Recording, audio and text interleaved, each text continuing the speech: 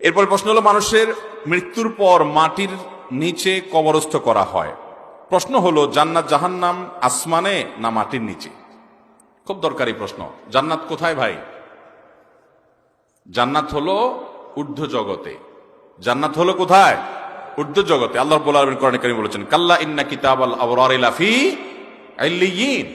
নেককারদের আমলনামা ইল্লিয়িনে আছে, ইল্লিয়িন উপরে।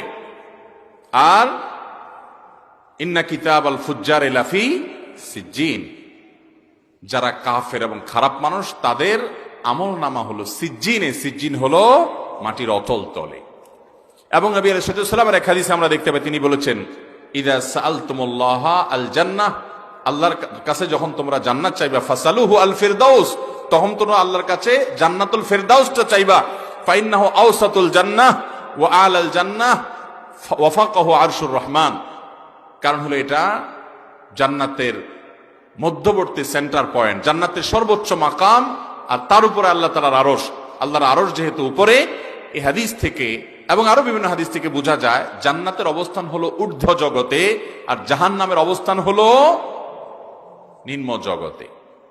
অদৃশ্যের এই বিষয়গুলোকে আমরা আমাদের যুক্তিতে মেপে ঝুপে বের করে ফেলবো, এটা সম্ভব না। আল্লাহ রাব্বুল আলামিন অসীম, সে অসীম রবের সব কিছুকে এই সসীম বুদ্ধি দিয়ে আপনি আয়ত্ত করে ফেলবেন, এটা কখনো সম্ভব না এবং যৌক্তিকও না।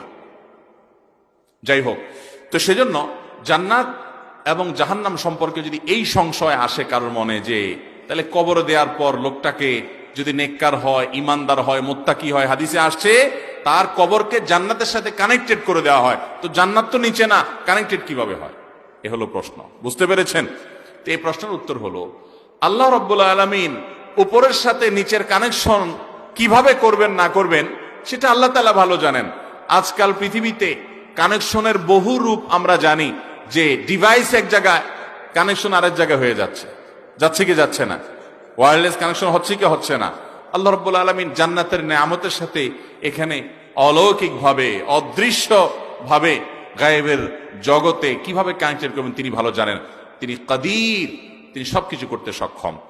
তবে জান্নাত এবং জাহান্নামের অবস্থান হলো, যেটা বলেছি যে জান্নাতের অবস্থান হলো ঊর্ধ্ব জগতে, আর জাহান্নামের অবস্থান হলো নিম্ন জগতে। আল্লাহ তাআলা আমাদেরকে জান্নাত দান করুন এবং জাহান্নাম থেকে বেঁচে থাকার তৌফিক দান করুন। গ্রামে গঞ্জে শহরে অনেকে পীরের হাতে বায়াত গ্রহণ করে, পীরের শেখানোর বাইরে কিছু সঠিক মনে করে না।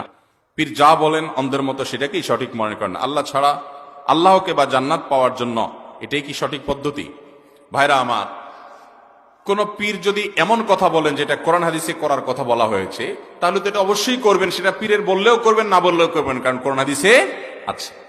আর যদি কোনো পীর সাহেব এমন কোনো কথা বলেন করার জন্য যেটা কোরআন হাদিসের বরখেলাফ হয়, তাহলে সেটা পীর সাহেব কেন, পীর সাহেবের আব্বাজান এসে বললেও করা যাবে। কারণ লা তাআতা লি মাখলুকিন ফি মাসিয়াতিল খালিক, আল্লাহর অবাধ্য হয়ে আল্লাহর নাফরমানি করে পৃথিবীতে কারোর কথা মানা যাবে?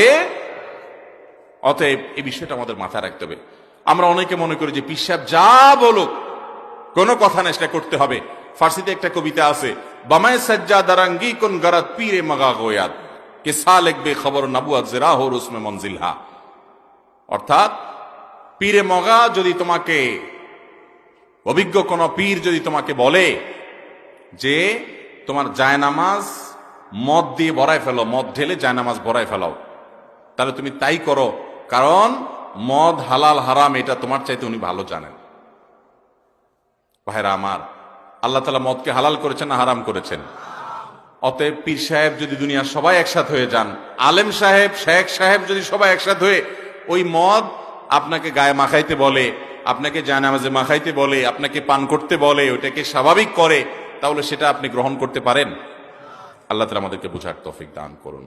আমরা আল্লাহর অবাধ্য হয়ে পৃথিবীর কোন মানুষের বাধ্যগত হতে পারি? আমার দল, আমি দল করি, আমার দলের নির্দেশ, কিন্তু আল্লাহর নির্দেশের বরখেলাফ। মুসলমান হলে আমি কখনো দলের নির্দেশ মানতে পারি না আল্লাহর নির্দেশের বাইরে গিয়ে। আল্লাহ তাআলা আমাদেরকে পরিপূর্ণ আনুগত্য করার তৌফিক দান করুন।